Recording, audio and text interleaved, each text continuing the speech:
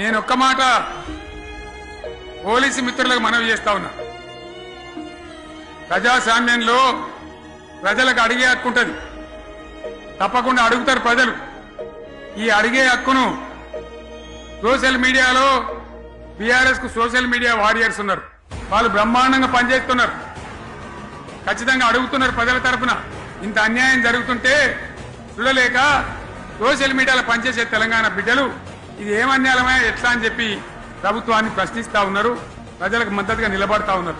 వాళ్ళ మీద కేసులు వాళ్ళని పట్టకపోవడు పోలీస్ సోదరులను నేను అడుగుతా ఉన్నా, మీరెందుకు తునుకులాడుతుండే? మీకేమక్కడ వచ్చింది? మీకొక్కటి చెప్తున్నా నేను,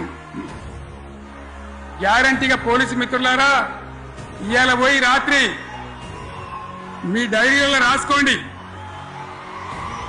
మీ డైరీలలో రాసి పెట్టుకోండి.